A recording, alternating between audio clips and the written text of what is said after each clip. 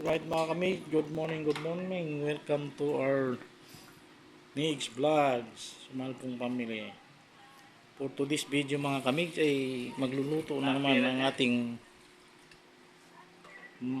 magiting na utility dito sa aming pinagtatrabahuan. At ang kanyang recipe ngayon mga kami, nakikita nyo yan mga kami. Bayabas at saka gabi. Saka mayroon siyang tuyo mga kamigs. Tuyo. So, kangkong, napakadaming kangkong mga kamigs. Oh. Anong lulutuin mo kuya? Anong tawag yan? Bulang lang. Bulang lang sa tuyo. Oh, wow. Napakasarap niyan mga kamigs.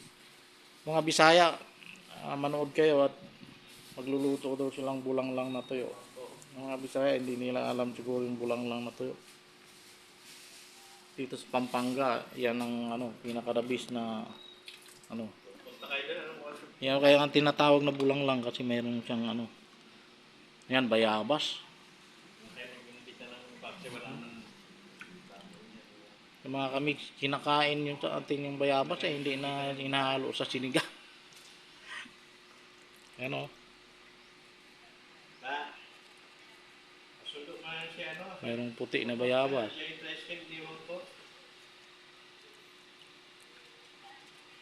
Mayroong pula.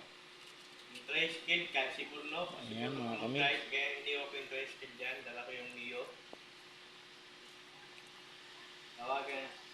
Bulang lang. Kaya tinatawag siyang bulang lang mga kami. Yan, may bayabas siya eh.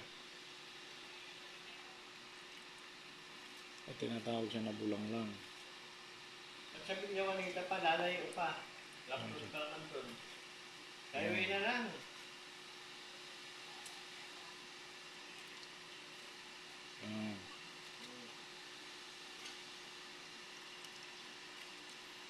Mayroon siyang gabi.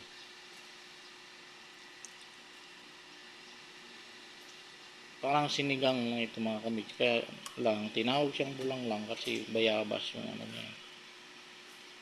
Cellphone mo. Yung bulang lang. Yung mga kami, kangkong. Napakadami ng kangkong.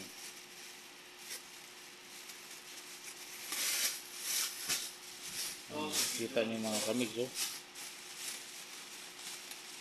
Wala mo ito. Ano yan kuya? Gulay na yan, hindi nila alam yan. Ay wow! Ano yan kuya? Sausage yan, sausage. Ano to? Yan, pagkain ng Chinese yan. Ano? Shaoxing? Sausage. Ah? Ibang klase yan ah. Tapos ano yan? Pichay. Yan, ang daming ricados mga kamig. Napakasarap niyan. Daming ricados ng tapos pichay. Shaoxing daw. Tapos yun, kangkong. Kita mo mga kamig. Kasi Kuya Bicolano, isa sa pinakamagaling magluto. Sarap magluto yan. Si Albert dito, masarap magluto. Shout out pala sa mga kasama namin kami, si SG Nugoy. Lucano yun.